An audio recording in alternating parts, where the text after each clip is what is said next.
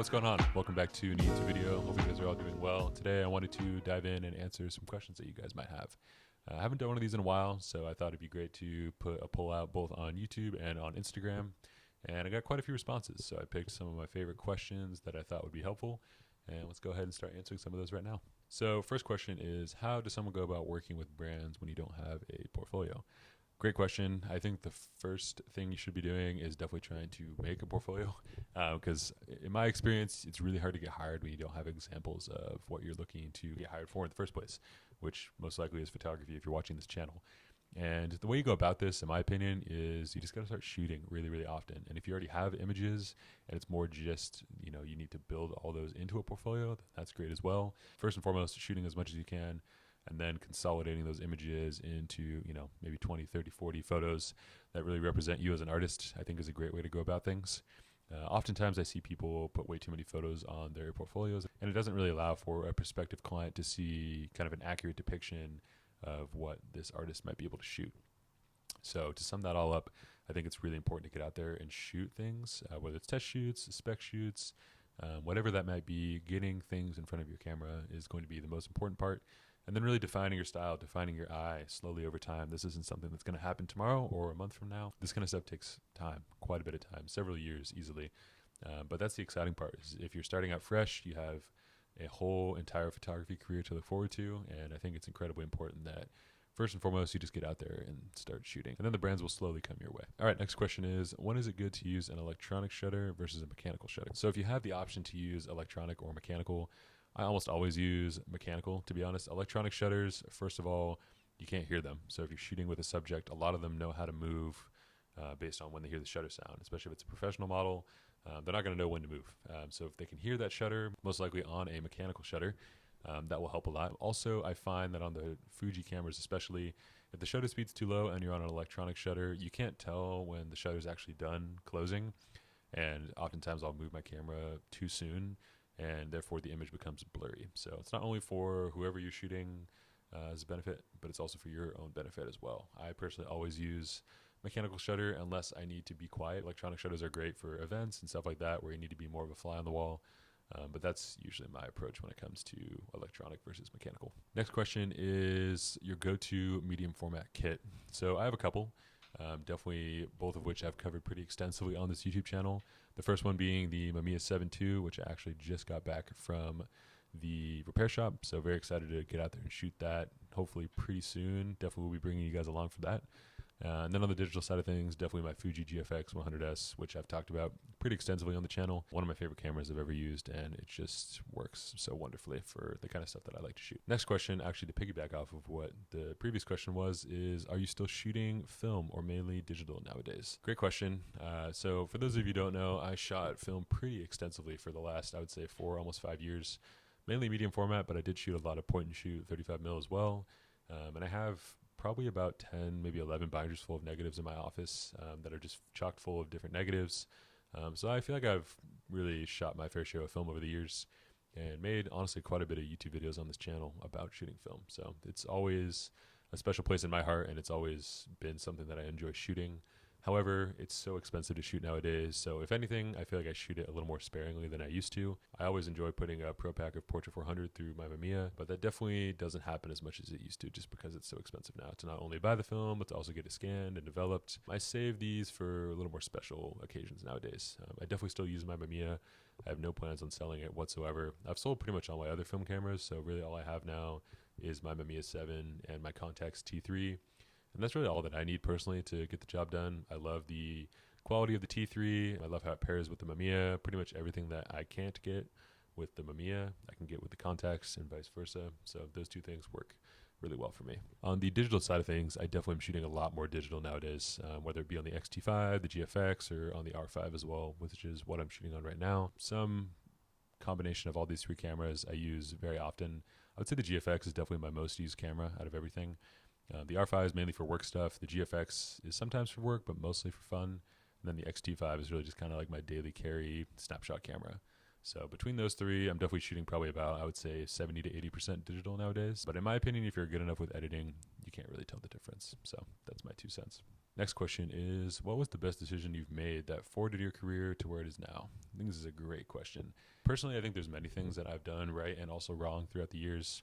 Honestly, it'd be a pretty great video to talk about because I've been doing this coming up on a decade now. I think one of the best things that I've really kind of harped on and realized how important it is, well, it's actually a two-parter. So 2 important things. The first being networking, meeting as many people as possible. This has led to more opportunities than I could have ever imagined. Just meeting people without really any intention other than just to get to know people, and see what they're about. Other artists are always great to connect with. Networking in general, I think, is just one of the best business practices that you can do, but oftentimes those turn into personal friendships as well, which is obviously a huge benefit. I think on the photography side of things, in tandem with networking, I've also really never lost the love for photography. And as simple as that might sound, I've been shooting for a long time now, and I really have never lost the love for photography almost ever. I've definitely gone through slow spurts, gone through a lot of creative burnout, gone through moments, months, even half of years sometimes where I don't shoot as much as I normally do. For me, it's landscape photography. That's like my first love with photography, and I always make time to go do that, whether it's driving to Malibu or heading up to the mountains somewhere to take some pictures. This has really kind of kept the spark alive when it comes to photography, and it's allowed me to become a better artist overall. Next question is, what is the work climate like for you right now? Another great question. So right now we are in June, almost July of 2023, and this year's been quite an interesting one. I feel like I had 2 or 3 really, really good months, some of the best months I've ever had as an artist. And that ended probably about 2 or 3 weeks ago. So it's been pretty quiet ever since. I've had a couple smaller jobs, but nothing massive. I'm just kind of keeping up the YouTube channel as well. Usually I have something to work on, whether it be a new YouTube video or a project to edit, or I'm in pre-pro for another shoot. But right now, it's definitely kind of in the middle of everything wrapping up and nothing really on the horizon just yet. I have a few smaller shoots in the next couple of weeks, but nothing super notable. But that's kind of where I'm at right now. Usually stuff kind of just randomly will come my way, whether it be stuff that actually hits or not. That's an entirely different question. I would say on average, I get maybe 1 or 2 solid inquiries a week, if not less sometimes.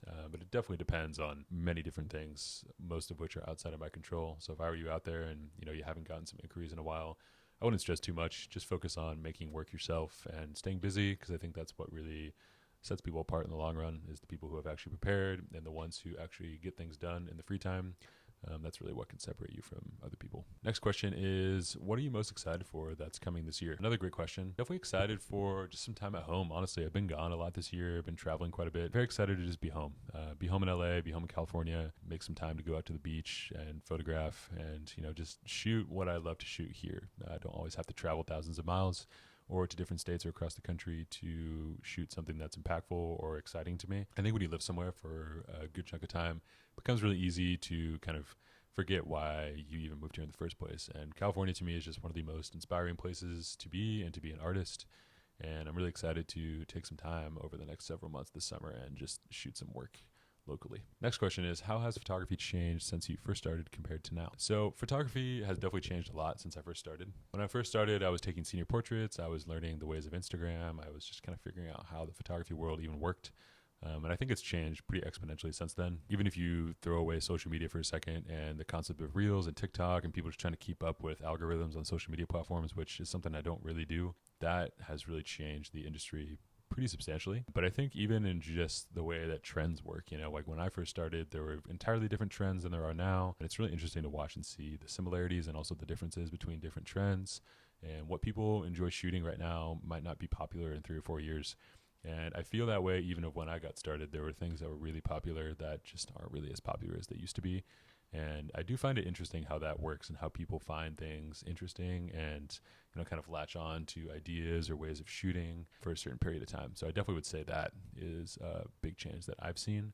Also, I would say there's a lot more really talented young photographers than there used to be. Maybe it's just because I was super young, but I know a lot of really young, talented peers, even here in LA, just really talented photographers.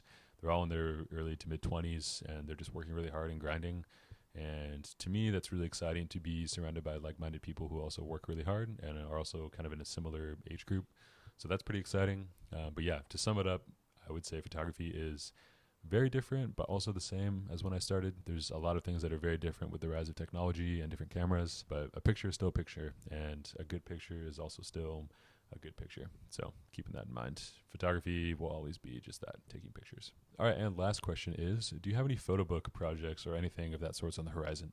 So I've talked about this in a few other videos, and I definitely want to be putting together some sort of photo book here in the next, I don't know, maybe say a year or two. I'm definitely not in the rush, but I do have a really exciting concept that I want to kind of see through and see what I can make of it. I definitely have a decent amount of it shot already, but I want to go back to some specific locations and kind of get different locations in different light and different times of year. So that's going to take some time.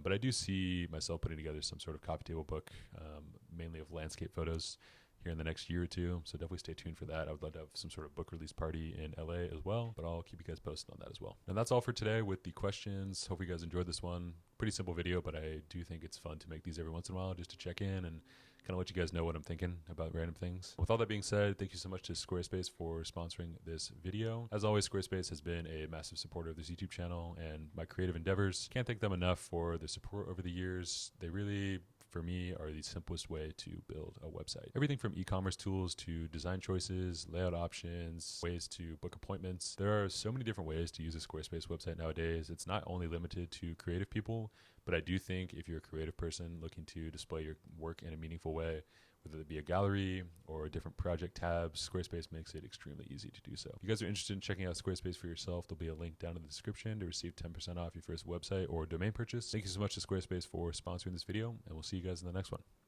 Take care.